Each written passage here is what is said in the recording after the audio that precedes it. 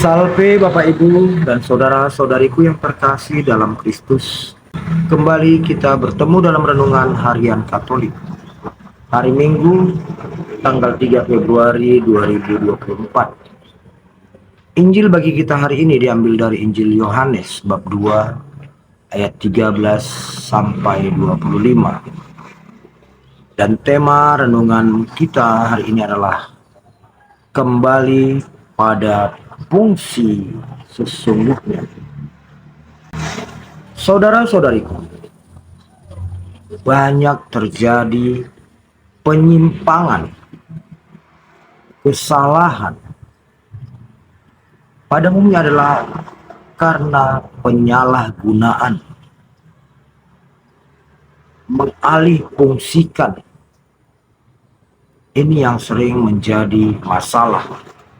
Sesungguhnya semua peraturan sudah sangat baik. Apalagi peraturan dibuat atas dasar musyawarah dan berbagai jenis manusia untuk membentuk suatu aturan. Tapi dalam praktik, disinilah sering disalahgunakan sehingga terkesan peraturan itu tidak baik dan tidak benar. Saudara-saudara yang terkasih, pada hari ini Yesus menjelang Paskah orang Yahudi datang ke Yerusalem dan ia melihat bait Allah sudah disalahgunakan. Ia melihat banyaknya pedagang yang berdagang di bait Allah, para penukar uang. Fungsi bait Allah, tempat orang untuk menyampaikan syukur, sembah kepada Allah, adalah hubungan vertikal setiap pribadi manusia kepada Allah, telah dialihfungsikan. Di sana banyak orang berdagang, memanfaatkan momen, karena mereka tahu banyak orang datang ke bait Allah untuk melakukan persembahan, dan mereka mencari kesempatan dengan memperdagangkan hewan-hewan yang akan dipersembahkan. Karena ke bait Allah ini yang datang dari berbagai daerah, lalu para penukar uang pun mencari kesempatan membuat mejanya untuk jadi meja penukaran uang. Disinilah Yesus melihat bahwa bait Allah itu ramai bukan lagi oleh umat Allah yang ingin bertemu dengan Allah secara pribadi, tapi di sana telah riuh dengan kegiatan perdagangan.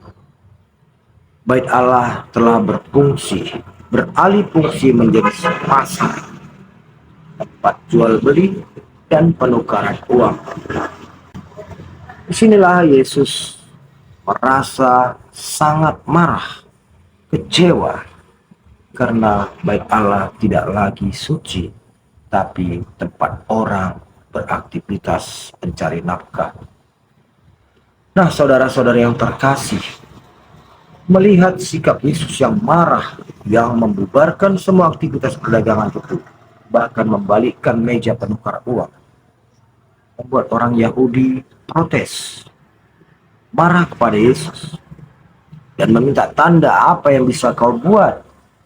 Tanda kepada kami bahwa engkau berhak untuk melakukan ini semua. Tapi Yesus menjawab, runtuhkanlah bait Allah itu. Dalam 3 hari aku akan membangunnya kembali. Dalam benak orang Yahudi adalah bangunan bait Allah secara fisik. Sementara Yesus menyatakan bait Allah itu bukanlah bangunan fisik itu, tapi dirinya sendiri. Karena diri Yesus adalah bait Allah yang sesungguhnya, di mana orang dapat bertemu dengan Bapa, di mana orang dapat memperoleh bagaimana banyak berkat, bagaimana orang memperoleh pengampunan atas segala dosa. Itulah bait Allah yang sesungguhnya yang dimaksud oleh Yesus. Jadi antara orang Yahudi dan Yesus mempunyai persepsi yang berbeda.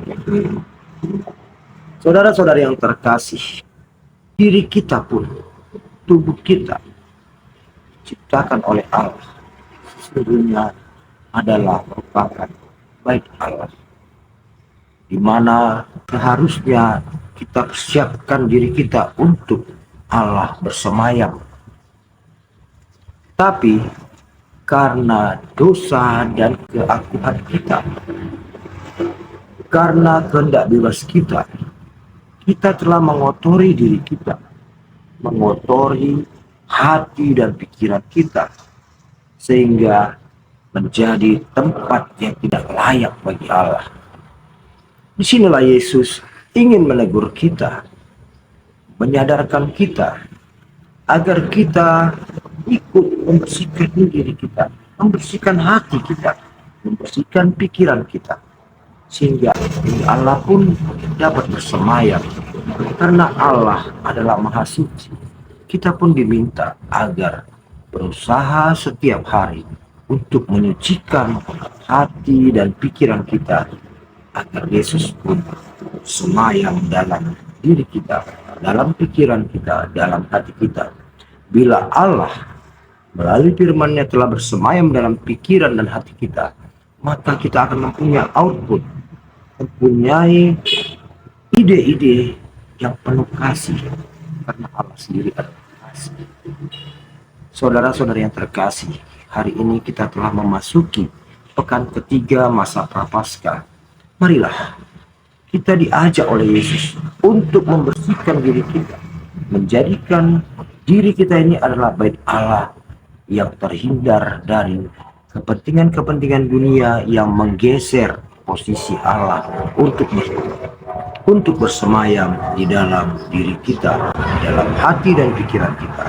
Semoga dengan renungan hari ini, bagaimana Yesus membersihkan bait Allah, kita pun turut membersihkan diri kita sebagai salah satu bait Allah, di mana firman Allah bersemayam dan menghasilkan buah dalam perbuatan kita, berbicara, berbuat sesuai dengan kehendak Allah.